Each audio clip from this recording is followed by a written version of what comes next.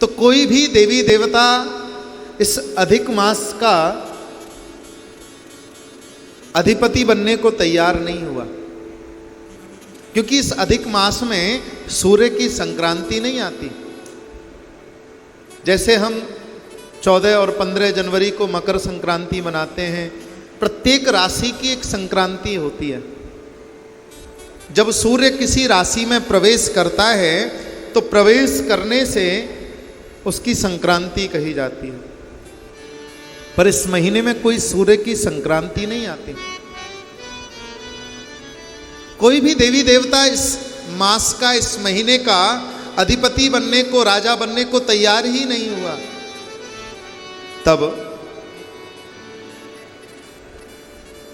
ये मलमास ठाकुर जी की शरण में पहुंचा और ठाकुर जी की शरण में जाकर के कहने लगा, हे नाथ, जब मेरा कोई अधिपति बनने को तैयार ही नहीं, मेरी कोई वैल्यू ही नहीं, तो मुझे बनाया ही क्यों? क्या दर दर ठोकरें खाने के लिए मुझे बनाया?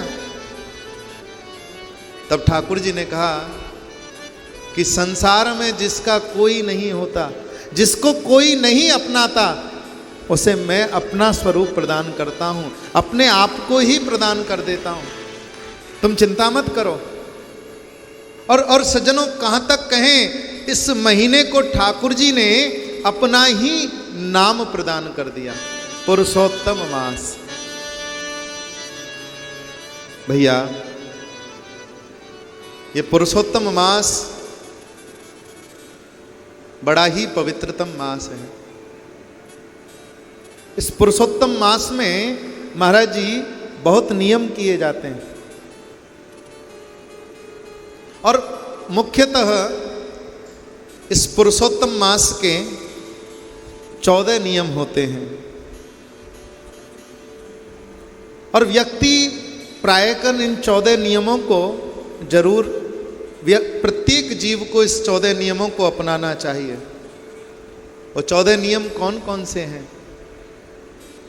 ध्यान से सुनना। पहला नियम है ब्रह्म मुहूर्त में उठना। ब्रह्म मुहूर्त कहते हैं 4 बजे से लेकर के 4:45 बजे तक का जो समय रहता है उसको ब्रह्म मुहूर्त कहा जाता है। तो इस पुरुषोत्तम मास में ब्रह्म मुहूर्त में उठना चाहिए। अब यह नहीं कि 4:45 बजे का ही अलार्म लगाया जाए कि 4:45 बजे तक ब्रह्म मुहूर्त है उसी में उठा जाए ना। और भैया कहाँ तक कहें, हमारे श्रीमान संजय बड़ाए जी, उनकी पत्नी नैना बड़ाए जी सावन के अधिक मास में नित्य अमृत बेला में उठ जाते हैं, 2:30 पौने 3 पर उठ करके और भगवान श्री चमत्कारेश्वर नाथ का अभिषेक करते हैं। तो ये 2:30 और 3 बजे की जो वेला है इसको कहते हैं अमृत वेला। और ब्रह्म मुहूर्त प्रातः 4 बजे से लेकर के 4:45 बजे तक ये ब्रह्म मुहूर्त है। तो कम से कम व्यक्ति को ब्रह्म मुहूर्त में उठना चाहिए, पहला नियम। दूसरा नियम है कि हम जो भी कुछ भजन करते हैं उस भजन को कम से कम 10% बढ़ाना चाहिए। अधिक मास में प्रयास करना चाहिए कि हम अधिक से अधिक कुछ करें। यदि आप 16 माला करते हो तो कम से कम 18 माला करनी चाहिए। 32 माला यदि करते हो तो कम से कम 4 माला बढ़ानी चाहिए। 64 माला यदि करते हो तो कम से कम 8 माला और अधिक करनी चाहिए। तो अपने भजन को, अपने सत्कर्म को बढ़ाना चाहिए इस पुरुषोत्तम मास में। तीसरा नियम है पुरुषोत्तम पाठ करना चाहिए। श्रीमद् भगवत गीता के 15वें अध्याय, जिसको पुरुषोत्तम योग कहा गया है, उस पुरुषोत्तम योग का गीता के 15वें अध्याय का पाठ नित्य करना चाहिए। या भागवत के 10वें स्कंद में जहां ब्रह्मा जी ने भगवान की सुंदर स्तुति गाई है, उस अध्याय का पाठ कम से कम करना चाहिए। उतना नहीं कर सकते तो कम से कम गोपाल सहस्त्रनाम का पाठ नित्य करना चाहिए। उतना नहीं कर सकते तो विष्णु सहस्त्रनाम का पाठ करना चाहिए। कोई भी पाठ अपने नियम में जरूर लेना चाहिए। चौथा नियम है प्रतिदिन गौ माता की सेवा करनी चाहिए। प्रत्येक दिन गौ ग्रास निकालना चाहिए। चाहे गाय के लिए चारा निकालो। अब कहोगे महाराज इतने दिन हो गए, ये तो 8 ही दिन बचे, अब क्या करें? तो पूरे महीने का संकल्प लेकर के कम से कम इन्हीं 7 दिन में गौ माता की सेवा के लिए गौ ग्रास निकाल दो। कि हम पूरे महीने तो नित्य प्रति नहीं निकाल पाए, तो अब हम संकल्प कर रहे हैं कि हम पूरे महीने का चारा किसी गौशाला में जहाँ जरूरत है गौ सेवा जरूर करेंगे। ये नियम लेना चाहिए। 5वां नियम, प्रतिदिन अपने परिवार को छोड़ करके,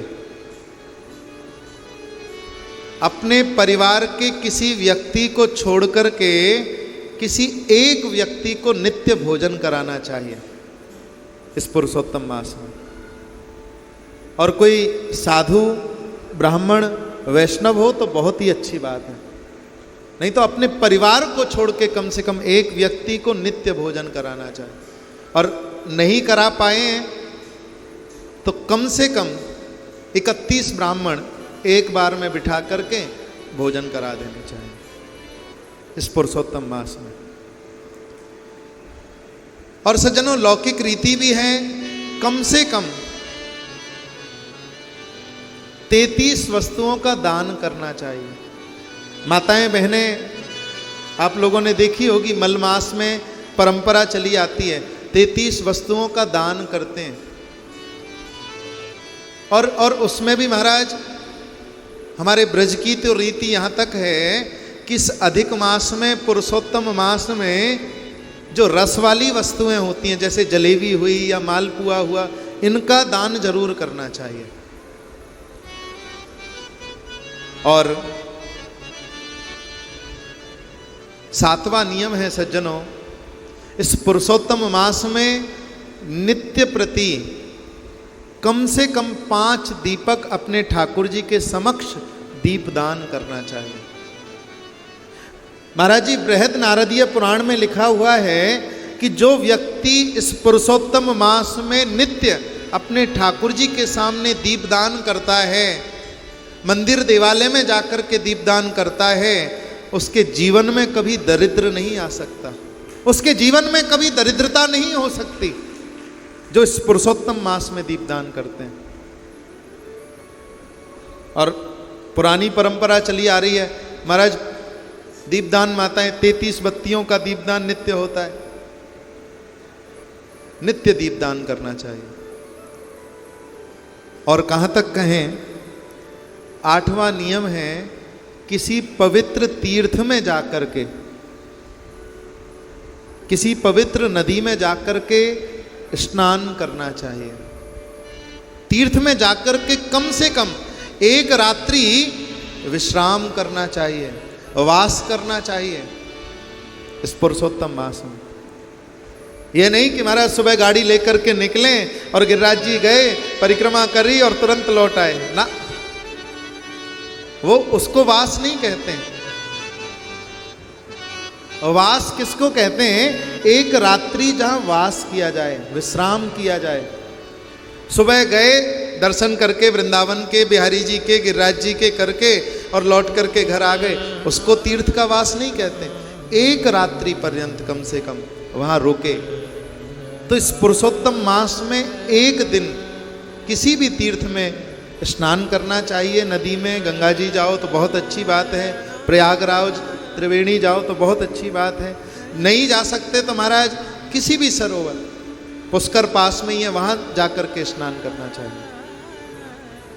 सज्जनों, प्रतिदिन 9वां नियम है प्रतिदिन ठाकुर जी की परिक्रमा करनी चाहिए।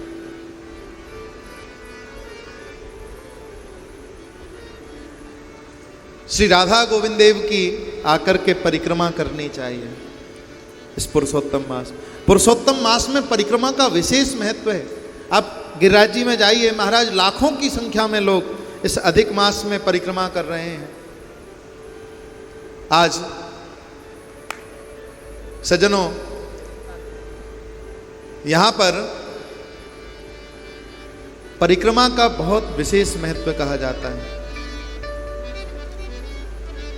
क्योंकि परिक्रमा करने से क्या, बहुत लोग पूछते हैं जी महाराज परिक्रमा तो हम कर लें, पर परिक्रमा का फल क्या है ये बता सकते हो? तो हमारे संत कहते हैं, यानी कानी च पापानि जन्मांतर कृतानि च तानि सर्वाणि नश्यन्तु प्रदक्षिणा पदे पदे।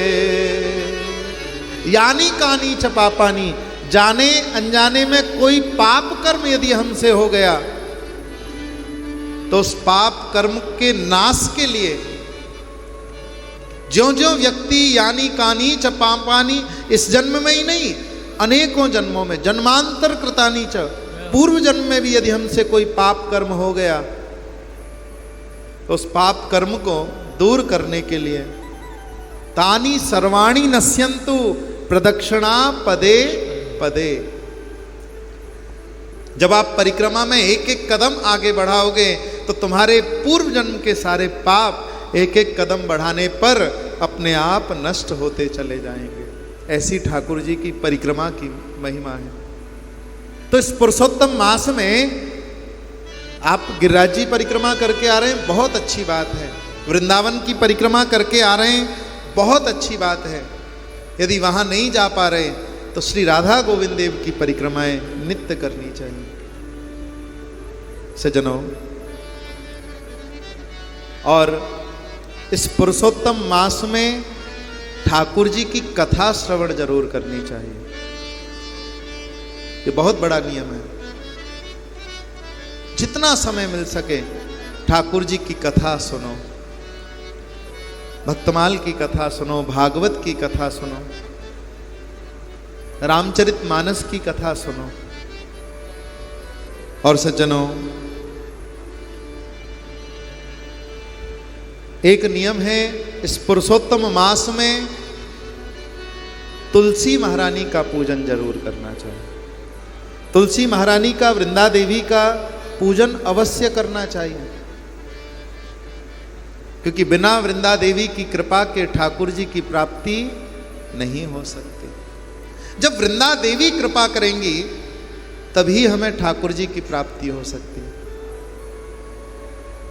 और सज्जनों, 13वां नियम है, शंकर भगवान का नित्य अभिषेक जरूर करना चाहिए इस पुरुषोत्तम मास। और इसमें भी विशेष, ये अधिक मास कोई साधारण नहीं है, इसमें भी महाराज श्रावण के अधिक मास पड़े हैं। ये भगवान की अहेतुकी कृपा है। 19 साल के बाद, 19 वर्ष के बाद ये 2 सावन के महीने पड़े हैं। अब जो लोग सावन के सोमवार करते हैं, सावन के व्रत करते हैं, उनके लिए तो महाराज ये सोने पे सुहागा हो गया कि जो लोग 4 व्रत करते हैं उनको अब की बार 8 व्रत करने पड़ रहे हैं। तो प्रत्येक दिन शंकर जी का रुद्राभिषेक करना चाहिए और भगवान भोलेनाथ से यही मांगना चाहिए, हे नाथ, श्री राधा गोविंद देव सरकार के चरणों में हमारा प्रेम बढ़े, ऐसी कृपा आप करो।